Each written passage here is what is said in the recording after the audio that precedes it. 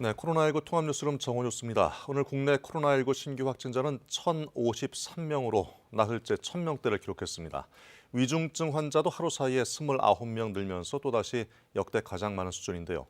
KBS 재난방송센터 연결해서 자세한 상황 들어보겠습니다. 이정원 기자, 신규 확진자가 또 1,000명 이상 나왔죠? 네, 그렇습니다. 신규 확진자는 1,053명으로 집계됐습니다. 나흘째 1,000명대입니다. 사망자는 14명이 늘어서 닷새째 두 자릿수를 기록했고요. 위중증 환자는 하루 새 29명이 증가해 275명까지 늘었습니다. 확진자 가운데 국내 발생은 1,029명입니다. 지역별로 보면 서울이 382명으로 가장 많았고요. 경기가 200명대로 그 다음이었는데요. 충북이 103명으로 세 번째로 많은 것이 특징적입니다. 청주의 요양병원에서 발생한 집단 감염 때문으로 분석됩니다.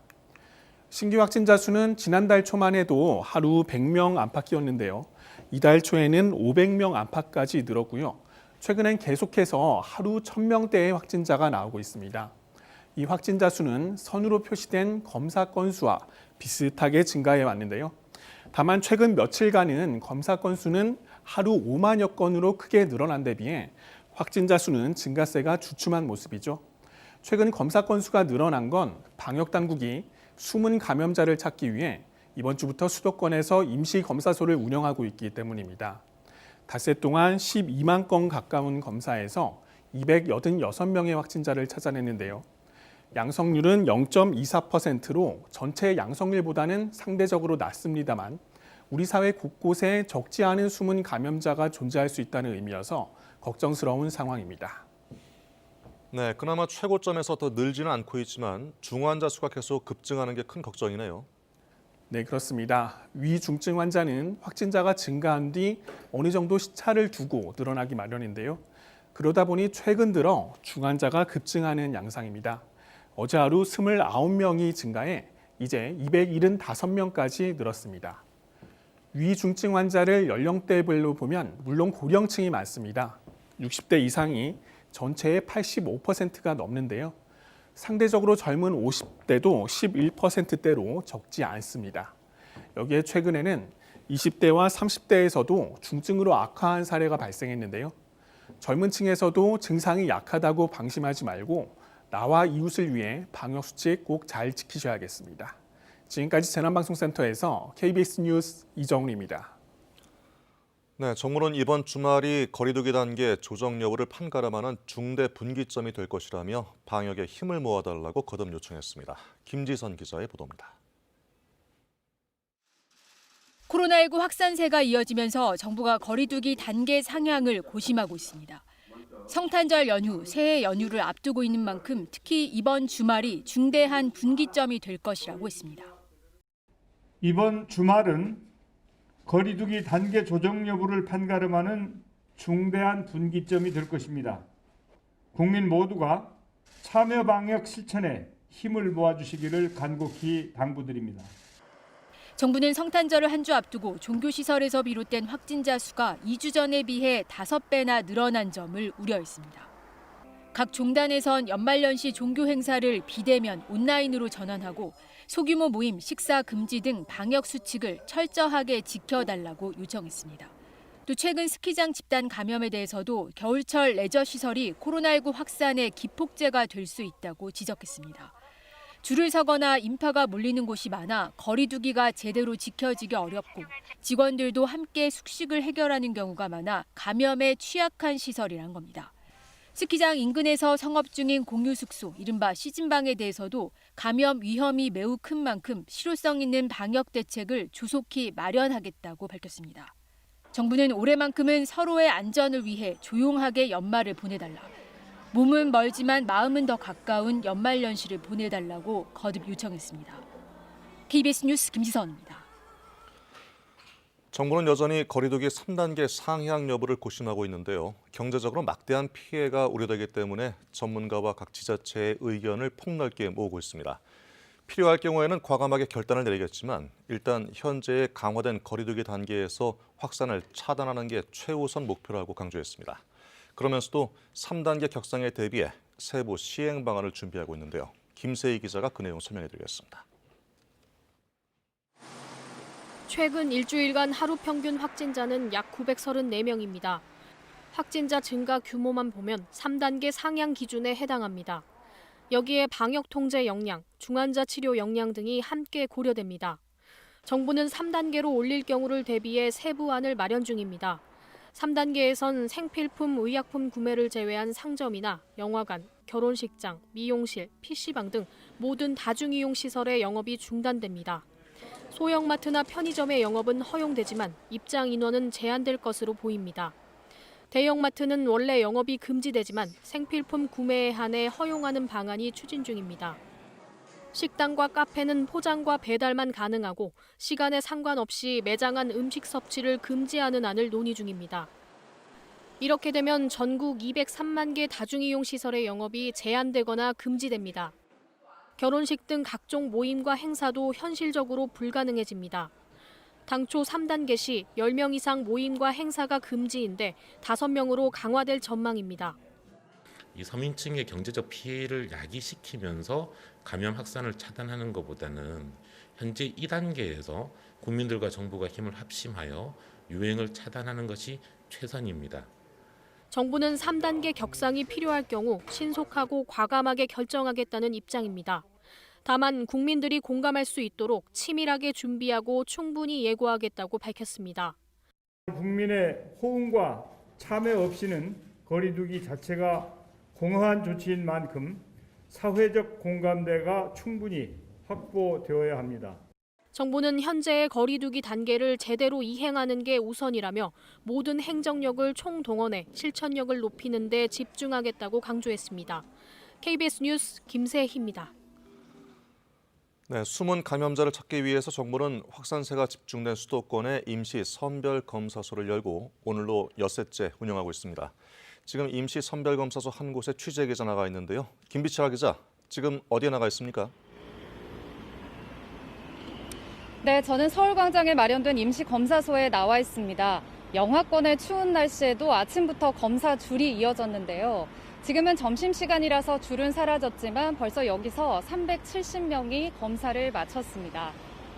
계속해서 선별검사소가 운영이 중인데요. 어제까지 닷새 동안 수도권 선별검사소에서 11만 9천 명이 검사를 받았습니다. 이 중 확진자가 총 286명이 나왔는데요. 첫날 확진자 19명을 시작으로 해서 어제 하루에만 116명이 추가로 확진됐습니다. 그러니까 검사 건수가 많아질수록 선별검사소에서의 확진자 수도 늘고 있습니다. 네, 선제적으로 감염자를 찾아내는 게 시급할 텐데 주말에도 가면은 검사를 받을 수 있는 겁니까? 네, 주말에도 운영됩니다. 이곳 서울광장의 경우에는 평일처럼 오전 9시부터 오후 6시까지 운영이 되는데요. 이 검사소마다 마감 시간이 조금씩 다를 수 있기 때문에 가시기 전에 지자체 홈페이지에서 확인을 하고 가시는 게 좋겠습니다. 검사소가 오늘로 경기 8곳, 인천 1곳이 추가로 설치됐는데요. 서울신 1곳, 경기 70곳, 인천 10곳 이렇게 131곳의 검사소가 있습니다. 이 증상 유무와 관계없이 무료로 어느 곳에서든 받을 수가 있고 이름을 적지 않아도 전화번호만 제공하면 익명검사 어디서든 가능합니다. 네, 오늘도 서울에서 확진자가 많이 나왔는데 서울 확진자 상황을 좀 전해주시죠. 네, 오늘 0시 기준 서울 지역 신규 확진자 384명입니다. 해외 유입 2명을 빼면 모두 지역사회 감염인데요. 계속해서 숫자가 어제보다는 16명이 줄었다고 해도 나흘째 300명 이상을 기록하고 있습니다. 이 집단 감염 사례를 보면 구로구 요양병원 관련 15명이 추가로 감염돼 누적 확진자가 31명으로 늘었습니다. 성북구의 한 교회에서는 16일 첫 확진자가 확인된 이후 교인과 지인 9명이 추가로 확진됐는데 누적 확진자 이제 24명이 됐습니다. 동대문구의 한 교회에서도 17일 최초 확진 이후 교인과 가족 5명이 추가돼 누적 확진자는 총 13명으로 늘었습니다. 지금까지 서울광장에서 KBS 뉴스 김비칠합니다. 네, 코로나19 확산세가 꺾이지 않다 보니까 확진 판정을 받고 병상을 기다리다 사망한 사람이 이달에만 6명으로 집계됐습니다. 이런 사례는 특히 경기도 내 요양병원에서 집중되고 있는데요. 취재 기자 연결하겠습니다. 전현우 기자, 자세한 상황 전해주시죠. 네, 어제 기준 요양병원에서 코로나19 확진 판정을 받고 병상을 기다리다 숨진 환자는 총 5명입니다. 모두 경기도 지역 확진자로 이달 들어 사망한 것으로 집계됐습니다. 이 중 3명은 제 뒤에 보이는 건물에 위치한 요양병원의 환자였습니다. 70대 남성 2명과 80대 남성 1명입니다. 모두 고령의 기저질환자로 거동이 불편해 병상에 누워 있었습니다. 이 요양병원은 지난 11일 직원과 환자 등 67명의 확진자가 발생해 동일 집단 격리에 들어갔습니다. 어제 기준으로 138명이 동일 집단 격리 중이고 이 가운데 확진자는 92명입니다. 네, 지금 나가 있는 부천시를 포함해서 경기도 전역에서 확진자 수가 부쩍 많아졌는데 얼마나 늘었습니까? 오늘 0시 기준 경기도의 코로나19 신규 확진자는 264명입니다. 지난 9일부터 11일 연속 200명 이상을 기록했습니다. 경기도에서 확진자가 급격히 늘면서 확진 판정을 받고도 병상을 기다리고 있는 환자도 늘어나고 있는데요. 어제 기준으로 경기도에서 병상을 배정받지 못한 대기자는 251명이 있으며 이들 대부분은 중증 환자인 것으로 알려졌습니다. 경기도 내 코로나19 치료 병상 가동률은 어제 기준으로 86%가 넘어 전날보다 높아졌습니다. 중증 전담 병상은 46개 가운데 1개만 남아 있습니다. 한편 평택 박예병원에 이어 순천현대 부천병원까지 코로나19 전담병원을 자청했습니다.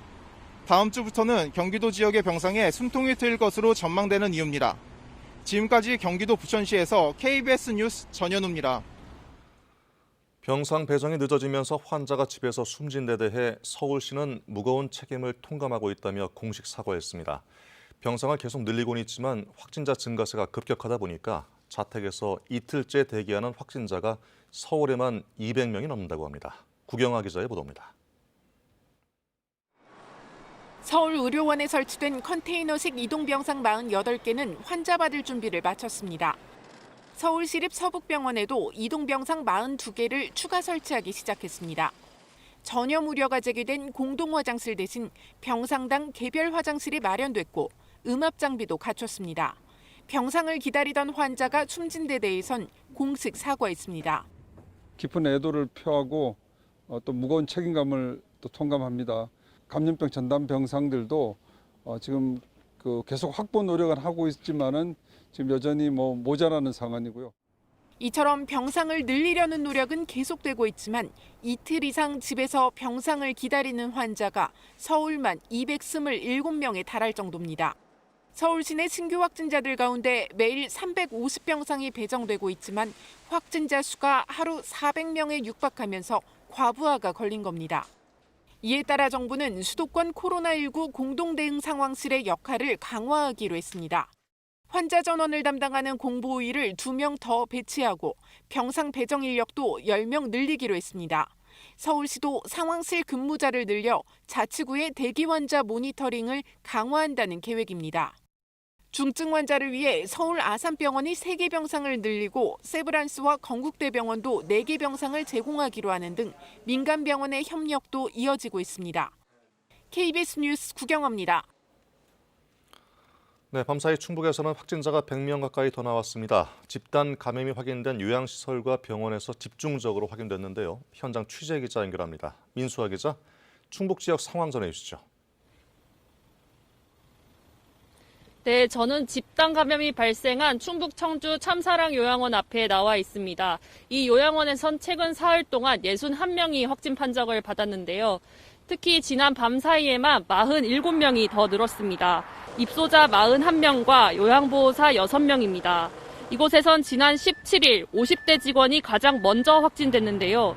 이 확진자를 포함해 가족과 입소자 등 11명이 그날 바로 양성으로 확인됐습니다. 이후 근처 병원 등 4곳까지 520여 명이 검사를 받아 모두 60명의 환자가 확인된 겁니다.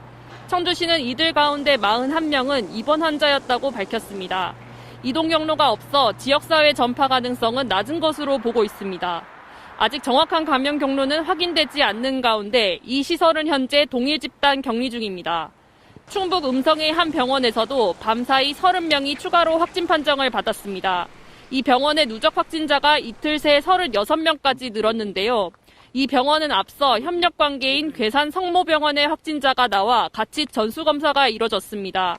지난 15일 괴산병원에 다녀온 환자 6명이 먼저 양성 판정을 받았고 밤사이 확진자가 추가된 겁니다. 방역당국은 평소 환자 교류가 많았던 음성과 괴산병원 사이에 감염고리가 있는 건 맞지만 어디가 먼저 감염됐는지 단정할 수는 없다고 밝혔습니다. 이외에도 청주와 제천에서 11명이 추가 확진돼 충북 누적 확진자는 모두 763명으로 늘었습니다. 지금까지 충북 청주에서 KBS 뉴스 민수아입니다. 네, 강원도에서도 코로나19가 급속히 확산되고 있습니다. 얼마 전엔 스키장을 매개로 한 연쇄 감염이 발생하더니 이번엔 한 초등학교에서 집단으로 확진자가 나왔습니다. 춘천 취재 기자 연결합니다. 엄기숙 기자, 점점 악화되는 상황인데 자세하게 전해주시죠. 네, 오늘 오전 11시를 기준으로 강원도 내에서는 모두 27명의 코로나19 확진자가 나왔습니다.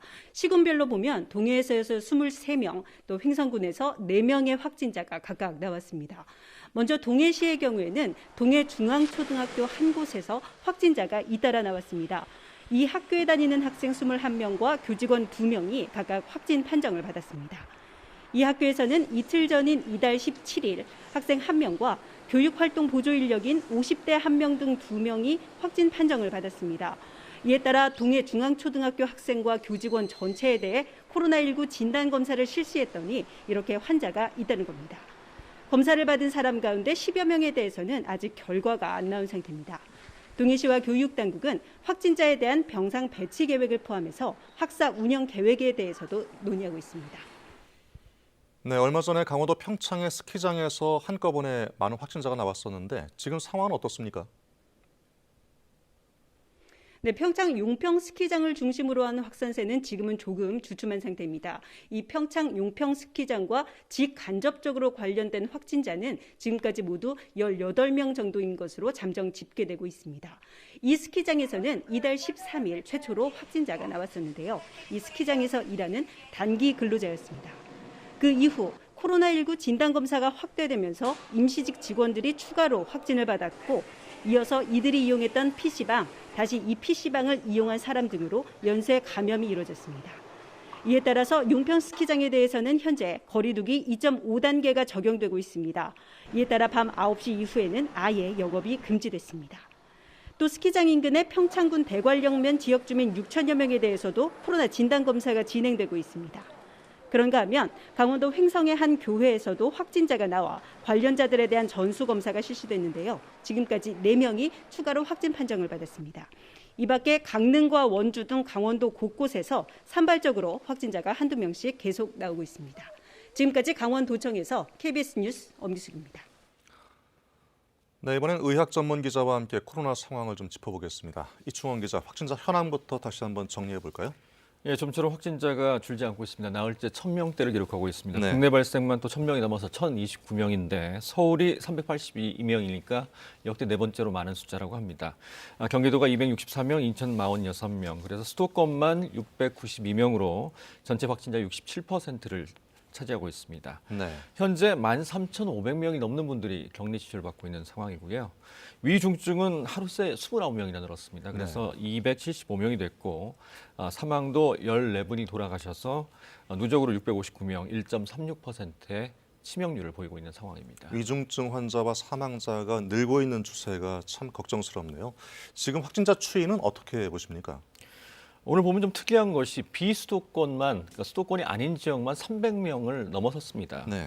특히 충북에서 이제 집단 감염 때문에 103명의 확진자가 나왔고요. 그래서 나왔죠. 이렇게 전국 곳곳에서 지역 확산 조짐을 보이고 있는 상황이고요. 최근 일주일 일평균 신규 확진자 수가 976.4명이니까 1000명에 다가서고 있는 상황입니다. 이미 3단계 상향 기준을 넘어선 상태고 양성률은 조금씩 떨어지고 있습니다. 어제 2.05% 정도 됐는데 오늘은 1.87%. 어제도 5만 건 이상 검사를 받았고 그제도 5만 건 이상 검사를 받았습니다. 최근에 이제 검사 숫자가 확실히 많이 늘었습니다. 그렇죠. 수도권에 이제 임시 선별 검사소를 설치한 덕분인데 양성률은 다행히 떨어지고 있습니다만 검사 수가 늘고 있고 그래서 확진자가 줄지는 않고 있지만 앞으로 양성률이 더 떨어진다면 조금 감소의 가능성도 있어 보입니다. 숫자뿐만 아니라 양성으로 판정되는 그 비율까지도 살펴봐야겠군요. 네, 그렇습니다. 예. 이 양성률이 떨어지는 것은 검사 숫자가 좀 대폭 늘었기 때문으로 보이는데 네. 지금 숨겨진 환자들이 계속 나오고 있기 때문에 그렇다면 그게 차단이 되면 감염자 숫자도 떨어질 수가 있습니다. 네. 지금 의료 시스템에 상당히 과부하가 걸려 있는 상태 아니겠습니까? 지금 문제가 확진 판정을 받고 병상이 없어서 대기하다가 숨지는 사례가 계속 등장하고 있단 말이죠. 이 문제에 대해서 어떻게 생각하십니까? 앞서 리포트에서 보셨지만 12월 중에만 입원 대기 중에 사망한 분이 6명입니다. 주로 이제 부천에 있는 요양병원에서 3명, 또 울산에 있는 요양병원에 1명. 그때 확진 판정을 받고 병실을 알아보고 있는 상황에서 돌아가셨는데 이렇게 이제 요양병원이나 요양원에 계신 분들은 굉장히 취약한 분들이잖아요. 거동도 그렇죠. 불편하고 몸 상태도 안 좋고 뭐 치매나 뇌졸중을 앓고 있는 분들이 계실 텐데 이런 노인분들은 또 나이도 많고요. 그러면 확진 판정을 받게 되면 바로 몸 상태가 나빠질 가능성이 있기 때문에 이분들은 상황에 그러니까 매우 급박하게 이제 옮겨줘야 되는데 그걸 준비하는 상황에서 안타깝게 돌아가신 상황입니다. 지금 그 충북도 마찬가지고요, 서울도 마찬가지고, 인천 쪽도 마찬가지고 요양원과 요양병원에서 이제 대규모 발생들이 생기고 있어서 중환자도 계속 늘어날 것 같고요, 상당히 우려스러운 그런 상황입니다. 네, 지금 아무래도 수도권, 서울 수도권 지역의 확진자가 계속 비중이 커지고 있지 않습니까? 이런 상황에서 수도권의 병상 확보 상황이 궁금한데 지금 어떤 상황인가요? 지금 어제자로 보면 서울에서 이제 중환자 입원 치료 시설이 8개, 경기가 4개, 인천 1개, 수도권에 13개의 여유가 있습니다. 그런데 앞서 말씀드린 것처럼 하루 새 중환자만 29명이 늘었거든요. 그렇다면 13개 남았으니까 나머지 이 환자분들은 지금 마땅히 옮길 곳이 없다는 그런 계산이 나옵니다. 그러니까 중환자 시설은 계속 조금씩 늘리고 있는데 여력이 없는 상황이죠. 다행인 것은 뭐 서울 아산병원, 세브란스병원, 건국대병원 등 대학병원에서 이 중환자 치유 시설을 확충해서 지금 내놓고 있는 상황이고요. 또 공공병원인 적십자병원도 치유 시설을 계속적으로 확충하고 있습니다. 또 평택박예병원이라고 그래서 민간병원인데 이 병원장께서 코로나 전담병원으로 이 통째로 이 종합병원을 내놨습니다. 그래서 아마 12월 24일부터는 중환자 시설도 20개를 포함을 해서 한 120개 병상 정도가 확충될 예정입니다. 지금 공공병원인 일산병원 또 보훈병원도 코로나 전담 병상을 확충을 해서 앞으로 12월 말까지 계속적으로 병상을 늘려나갈 계획입니다. 네. 지금 오늘 발생자 추이를 보니까 서울과 수도권은 계속 많아왔지만 눈에 띄는 것이 아까도 잠깐 얘기했지만 충북 지역이 인구수에 비해서 갑자기 많이 발생했단 말이죠. 요양원 집단 감염 그게 큰 원인이겠죠. 그렇습니다. 청주에 있는 노인 요양원 지금까지 어제 하루 이제 47명이 더 늘어서 모두 61명이 감염이 됐고요. 집단 발생이죠. 또 음성에 있는 소망병원, 이거는 알아보니까 정신과 병원입니다. 이 36명이 한꺼번에 이제 집단 발생을 했는데 특히 우리가 이제 청도 대남병원 기억을 하실 겁니다. 그 정신과 환자들 오래 입원한 환자분들은 굉장히 취약하거든요. 그래서 여기서도 중환자들이 나올 가능성이 상당히 높아 보여서 잘 들여다봐야 될 것 같습니다. 이 음성소망병원은 괴산 성모병원이라는 곳하고 긴밀하게 이제 진료 협진이 돼 있는데 여기서 이제 환자들이 이동을 하면서 어느 곳에서 처음 확진자가 나왔는지는 아직 명확하지 않지만 집단 발생이 생긴 것으로 보입니다. 네. 아까 수도권 선별 검사소 얘기를 잠깐 했는데요. 엿새째 운영이 되고 있지 않습니까? 거기에서 이제 시민들이 자발적으로 검사를 받으면서 확진자 수가 늘었다고 분석을 하셨는데 거기에서 나오는 확진자 비율은 어떻게 될까요? 자, 지금 무증상 임명 검사를 실시하고 있죠. 전화번호만 있으면 증상이 없어도 무료로 검사가 가능합니다. 시민들의 호응이 상당합니다. 줄을 서서 기다리는 경우도 상당히 많고요. 지금 이번 주부터 시작이 돼서 점차 확대하고 있습니다. 왜냐하면 시설을 짓고 행정요원도 있어야 되고 또 의료진이 투입이 돼야 되고 하루 종일 또 추운 곳에서 해야 되기 때문에 어느 정도 시설은 돼야 되거든요. 그래서 지금까지 수도권에만 131곳이 문을 열었고 앞으로 150여 개 이상으로 확충할 계획입니다. 지금까지 무증상 임명검사가 11만 9천 건이 이루어졌다고 하고요. 이 중에 286명이 확진을 받았습니다. 이게 이제 숨어있는 환자들이었죠. 그러니까 조용한 전파가 이루어질 수밖에 없는 상황이었다는 걸 반증을 하고요. 검사 건수에 보면 양성률은 0.24%지만 상당히 많은 300명에 가까운 환자를 찾아냈고요. 앞으로 양성률은 더 높아질 가능성도 있습니다. 이렇게 이제 좀 호응을 하고 좀 시설이 확충이 돼서 검사가 늘어난다면 숨어 있는 환자에 의한 조용한 전파 고리를 좀 차단할 수 있기를 기대해 봅니다. 네, 그게 가장 문제 아니었습니까? 숨어 있는 감염자를 찾는 것이 가장 시급한 사안이었는데 시민들의 협조가 어느 정도 잘 따라주니까 이것도 어느 정도 극복이 될 수 있지 않을까라는 생각이 드네요. 코로나19의 굉장히 특징입니다. 증상이 없다는 거죠. 특히 예. 젊은 층은 3분의 1이 증상이 없기 때문에 젊은 층 같은 경우는 부모님을 생각해서라도 또 할머니, 할아버지를 생각해서라도 본인은 괜찮더라도 꼭 위험한 곳에 노출됐다는 어떤 그런 경험이 있으면 반드시 검사를 받아보는 게 좋겠습니다. 증상이 없더라도 가볼 필요가 있다는 거죠. 그렇습니다. 예. 지금 백신 도입에 대해서 여러 가지 말이 많습니다. 지금 여러 백신들이 들어오겠지만 가장 빠른 것은 아스트라제네카라는 회사에서 만든 백신이 뭐 빨리 들어올 것 같다는 얘기가 있는데 어떻습니까, 상황이? 우리나라는 이제 아스트라제네카를 SK 바이오사이언스에서 CMO라고 해서 위탁 생산을 현재 하고 있습니다. 국내에서 생산하고 있다는 거죠. 현재 하고 있습니다. 예. 아직 FDA 승인을 받지 않았지만 하고 있습니다. 그래서 아스트라제네카하고는 1,000만 명분을 계약을 이미 마쳤고요. 예. 그렇다면 빠르면 내년 2월부터 백신이 접종이 된다면 아스트라제네카가 생산이 되니까 아마 아스트라제네카 백신을 접종할 가능성이 상당히 높습니다. 아스트라제네카는 기존 방식으로 바이러스 벡터 방식이라는 그런 방식인데 기존에 쓰였던 방식으로서 상당히 안전한 방식으로 알려져 있습니다. 물론 아직까지는 임상 시험 중이라서 미국 FDA 승인은 2월 달 정도로 예상이 되고 있는 상황입니다. 예. 자, 이제 지금 뭐 우리나라 같은 경우는 이제 모더나, 화이자 같은 경우는 12월까지 계약이 완료될 것으로 보이고요. 네. 또 존슨앤존슨의 백신도 12월까지 될 것으로 보이는데 다만 모더나 백신은 1월이나 돼야 계약이 완료될 것으로 보입니다. 방금 얘기하신 모더나 백신도 그 파이자 백신에 이어서 미국 FDA로부터 긴급 사용 승인을 받지 않았습니까? 오늘 그런 외신이 들어왔습니다. 예. 지금 미국은 화이자 백신을 승인하고 계속 접종을 하고 있죠. 모더나 백신 승인이 되면 다음 주부터는 네. 또 모더나 백신으로도 접종이 시작될 것으로 보입니다. 이 화이자 백신을 영하 70도로 보관을 해야 되지만 이 모더나 백신은 영상, 그러니까 상온에서도 30일간 유통을 할 수 있거든요. 네. 그래서 훨씬 더 빠르게 접종이 가능할 것으로 예상이 됩니다. 백신마다 그 단가라 그럴까요? 가격 차이도 크고 또 보관성이나 여러 가지 기능이 좀 차이가 있는 것 같은데 왜 이렇게 차이가 편차가 클까요? 이 화이자 백신 같은 경우 또 모더나 백신도 메신저 RNA라는 새로운 방식입니다. 근데 예. 메신저 RNA라는 것은 핵산이기 때문에 굉장히 불안정한 그런 물질이라고 합니다. 그래서 영하 70도에 보관을 해서 그 상온으로 이제 만든 다음에 백신을 접종을 해야 되는 거죠. 예, 알겠습니다. 자, 이충원 의학 전문 기자 말씀 잘 들었습니다. 수고하셨습니다. 네, 다음 소식입니다. 미국과 영국 등에서 코로나19 백신 접종이 시작됐다는 소식에 우리만 접종이 늦어지는 건 아닌지 걱정되는 게 사실인데 백신 도입과 관련해서 정부, 기업 간 비밀 유지 협약을 이유로 구체적인 정보가 없다 보니까 여러 가지 의혹도 나오는 상황입니다. 이에 대해서 정부가 공식적인 답변을 내놨는데 구체적인 내용을 박광식 의학 전문 기자가 정리했습니다. 각국의 백신 확보 경쟁은 치열합니다. 이 와중에 백신 개발이 외국에서 진행 중인 점은 성구매 계약에서 불리하게 작용했습니다. 정부는 백신 효과와 안전성에 대한 최종 결과를 모르는 상황에서 협상은 신중할 수밖에 없다고 주장합니다. 다만 계약된 백신에 대해선 공급 시기를 최대한 앞당기겠다고 설명했습니다. 코로나19 종식을 위해선 집단 면역이 형성될 만큼 백신이 확보돼야 합니다.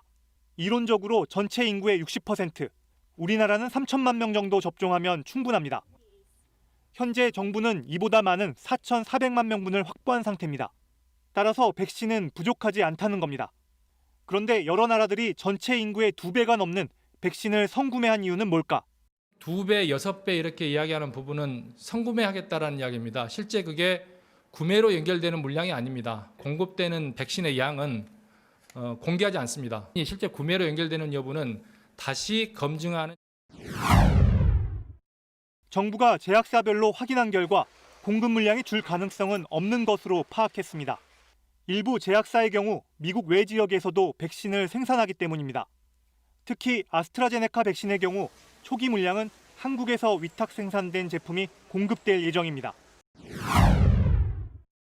현재 백신 예방 효과만 보면 화이자 95%, 모더나 94%, 아스트라제네카 백신 62에서 90% 수준입니다.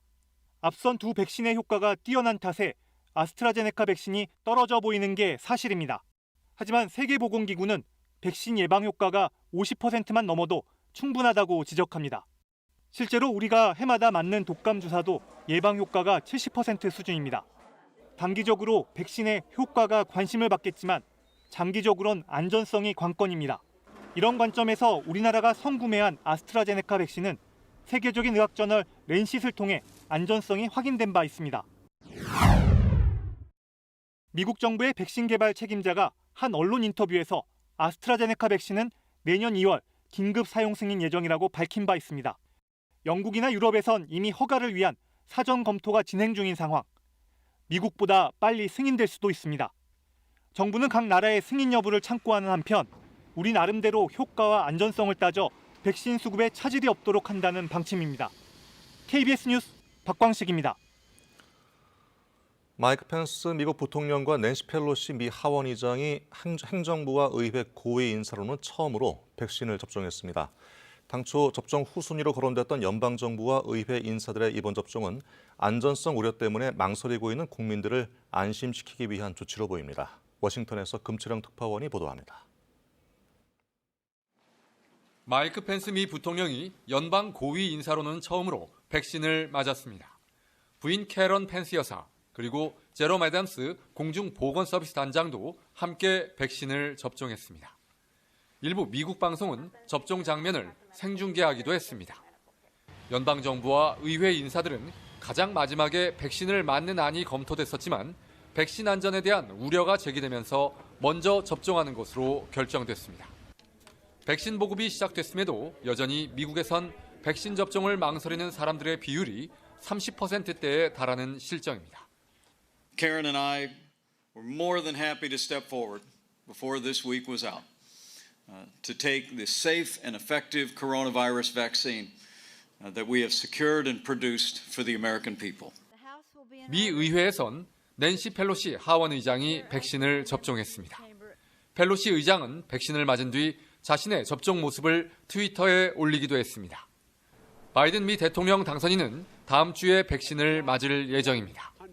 트럼프 미 대통령은 아직 공개된 백신 접종 일정이 없습니다. 전국적인 백신 보급이 시작됐음에도 불구하고 확진자가 1,730만 명을 넘은 미국에선 코로나19 확산세가 계속되고 있습니다.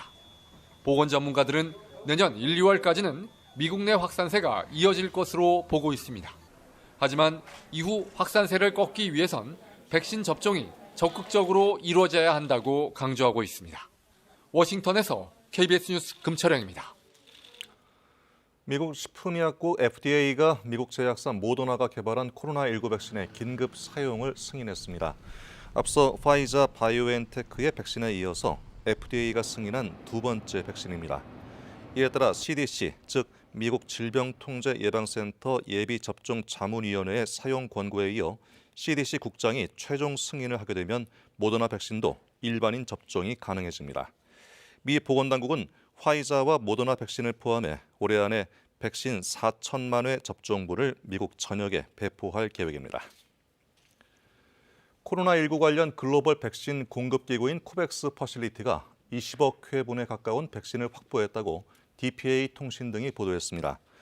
코백스는 이 가운데 최소 13억 회분을 92개 개발도상국에 공급할 계획입니다. 코백스는 빠르면 내년 1분기에 백신 공급을 시작할 계획이고 대상은 의료 및 사회복지 종사자들입니다. 윤석열 검찰총장의 정직 2개월 징계가 유지될지 아니면 징계가 집행정지될지를 판단하는 법원의 신문기일이 오는 22일로 잡혔습니다. 이번 징계로 윤 총장의 회복하기 어려운 손해가 발생했는지 여부가 핵심 쟁점이 될 것으로 보입니다. 김민철 기자의 보도입니다. 정직 상태인 윤석열 검찰총장의 직무 복귀 여부를 결정할 법원 신문기일이 오는 22일로 잡혔습니다. 윤 총장과 법무부 양측은 신문기일에 참석해 2개월의 공백이 회복할 수 없는 손해에 해당하는지를 놓고 치열한 공방을 주고받을 것으로 보입니다. 윤 총장 측의 핵심 주장은 수사 차질입니다. 직무 대행 체제는 한계가 있고 월성 원전 등 중요 수사에 큰 차질이 있을 것이란 주장입니다. 지난 1일 법원 결정으로 윤 총장이 업무에 복귀한 직후 영장 청구를 승인해 산업부 공무원 2명이 구속된 점 등을 강조할 것으로 예상됩니다. 윤 총장 측은 이와 함께 총장 부재로 내년 1월로 예정된 검찰 인사에서 수사팀이 공중분해될 우려가 있다고도 주장했습니다. 법무부는 그러나 총장 권한 대행 체제라도 수사는 원칙대로 진행된다고 반박했습니다. 앞서 윤 총장의 직무배제 효력을 정지하는 법원 판단이 나왔을 때도 법무부 측은 검찰총장 대행 체제로 검찰 사무가 아무런 문제 없이 유지된 전례는 수도 없이 많다는 의견을 냈습니다. 법무부는 규정에 따라 내년 2월 1일자를 목표로 평검사 인사를 한다고 밝히면서 검찰총장이 없다고 수사 장애를 초래하거나 수사팀을 해체한다는 건 지나친 억측이라고 되받았습니다. 앞서 윤 총장의 직무 배제에 집행정지 신청을 심리한 행정법원은 신문 다음 날에 결론을 내면서도 징계 사유에 대해선 별도로 판단하지 않았습니다. 하지만 이번엔 법원이 윤 총장 손을 들어준다면 사실상 정직 2개월 징계에 효력이 없어지는 셈이 되기 때문에 징계 사유나 절차적 정당성과 관련해 본안 소송에 준하는 폭넓은 검토가 이뤄질 거란 전망도 나옵니다. KBS 뉴스 김민철입니다.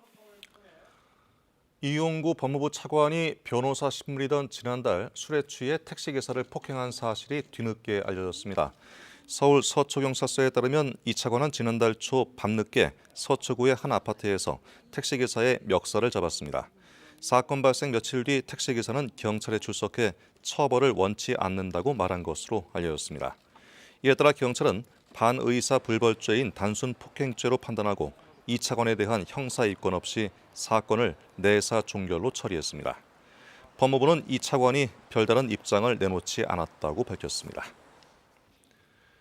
강제추행 혐의 등을 받고 있는 오거돈 전 부산시장에 대한 구속영장이 또 기각됐습니다. 지난 6월에 이어서 두 번째인데 검찰의 향후 수사에 차질이 생길 것으로 보입니다. 정민규 기자의 보도입니다. 올해 집무실에서 직원을 강제추행한 혐의 외에 또 다른 강제추행 혐의 등으로 오거돈 전 부산시장에 대해 검찰이 청구한 구속영장이 기각됐습니다. 영장 심사를 맡은 김경진 부산지법 영장전담 부장판사는 비난 가능성은 크나 사실관계에 별다른 다툼이 없고 증거인멸과 도주 우려가 크지 않다며 구속의 필요성을 인정하지 않았습니다. 지난 6월 한 차례 구속영장이 기각된 데 이어 두 번째 기각입니다. 오 전 시장은 구속영장이 기각되자 부산구치소를 나와 짧은 말만 남기고 차량을 타고 이동했습니다. 기억이 안 나는데 왜 인정을 하신 겁니까? 죄송합니다. 앞서 열린 구속영장 심사에서는 구속을 둘러싼 검찰과 오 전 시장 측 변호인의 법정 공방이 벌어졌습니다. 지난 영장 기각 이후 관련자 소환 조사와 시청 압수수색 등을 거친 검찰은 오 전 시장이 또 다른 강제추행을 저질렀다며 구속의 필요성을 강조했습니다. 오 전 시장 측은 그동안 부인해온 강제추행 혐의를 인정하는 대신 자세한 상황은 다툼의 여지가 있다며 불구속 재판을 요청했습니다. 결국 법원이 또다시 오 전 시장의 손을 들어주면서 검찰의 부담은 더 커지게 됐습니다. 검찰은 불구속 사유 등을 따져보고 앞으로 수사 방향과 수위를 결정할 예정입니다. KBS 뉴스 정민규입니다. 미국 정부가 중국의 최대 반도체와 드론 회사 등 77개 기업을 거래 제재 명단에 올리면서 대중 압박 강도를 높였습니다. 미국의 첨단 기술이 중국의 군사력 건설에 이용될 수 없다는 명분을 내세웠는데 중국은 자의적인 탄압을 중단하라며 강력히 반발했습니다. 워싱턴에서 서지영 특파원이 전합니다. 미 정부가 거래 제재 추가 명단에 올린 기업과 계열사는 모두 77개입니다. 이 가운데 중국 기업은 60곳, 중국 최대 반도체 위탁 생산업체인 SMIC와 세계 최대 드론 제조업체 DJI 등이 포함됐습니다. 미 상무부는 성명을 통해 남중국해의 인공섬 건설과 군사화를 도운 업체, 중국군 관련 기업, 인권 침해에 연관된 기업 등을 제재 명단에 추가했다고 밝혔습니다. 화웨이를 비롯한 270여 곳의 중국 기업을 거래 금지 목록에 올린 데 이은 추가 조치입니다. 이에 따라 이들 기업이 미국 공급업체로부터 핵심 부품을 들여오려면 미 상무부의 특별 허가를 받아야 합니다. 특히 SMIC는 미 국방부의 블랙리스트에도 올라 공정에 차질을 빚게 됐습니다. 윌버로스 상무부 장관은 SMIC가 첨단 기술 수준인 10나노미터 이하의 반도체 생산 기술에 접근하지 못하도록 하겠다고 밝혔습니다. 이어 갈수록 호전적인 적국의 군사력 건설에 미 첨단 기술이 이용되도록 허용하지 않을 것이라고 강조했습니다. 미국 첨단 기술에 대한 접근을 사실상 원천 봉쇄하겠다는 겁니다. 미 상무부의 이 같은 조치는 트럼프 대통령의 퇴임을 한 달 앞두고 나왔습니다. 앞서 미 재무부가 중국의 대북 제재 이행을 문제 삼으며 압박에 나선 데 이어진 조치로 임기 종료까지 대중 강공 드라이브를 이어가겠다는 의지로 해석됩니다. 중국은 자국 기업에 대한 탄압에 반대한다며 반발했습니다. 중국 외교부는 자의적인 탄압을 멈추라며 중국 기업의 합법적 권익 수호를 위해 필요한 조치를 취하겠다고 밝혔습니다. 워싱턴에서 KBS 뉴스 서지영입니다. 강추위 속에 울릉도와 독도에는 눈이 내리고 있습니다. 눈발에 KBS 파노라마 카메라가 젖어 있는 모습인데요. 오늘 밤부터 내일 새벽까지 전북 서해안에는 1cm 안팎, 제주 산지와 울릉도 독도에는 1에서 5cm의 눈이 쌓이는 곳이 있겠습니다. 또 그 밖에 서해안 지방도 지형적인 영향으로 산발적으로 눈이 날리겠습니다. 반면에 계속 눈 소식이 없는 서울과 경기도 일부, 강원 영동과 경상도, 전남 동부 지역에는 건조 경보와 주의보가 계속되겠습니다.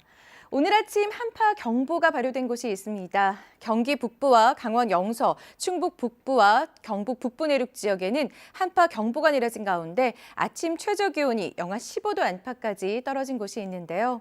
한파 경보는 아침 최저 기온이 이틀 이상 영하 15도를 밑돌거나 기온이 급격히 떨어지면서 피해가 우려될 때 내려집니다.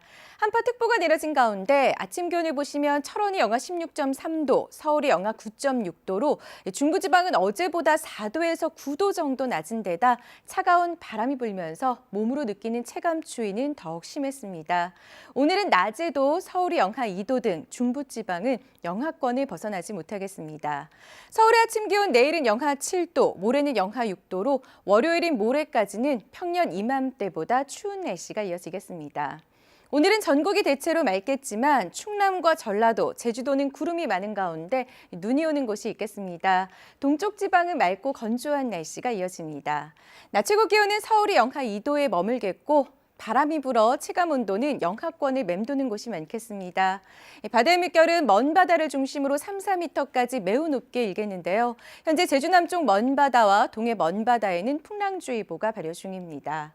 월요일에 추위가 풀리고 나면 다음 주는 이번 주보다는 비교적 온화한 겨울 날씨가 이어지겠습니다. 다음 주는 맑고 건조한 날씨가 이어지다가 크리스마스 이브인 목요일에 전국 대부분 지방에 눈이 내릴 것으로 예상됩니다. 날씨 전해드렸습니다. 네, 코로나19 통합 뉴스는 다음 뉴스는 2시에 전해드리겠습니다. 고맙습니다.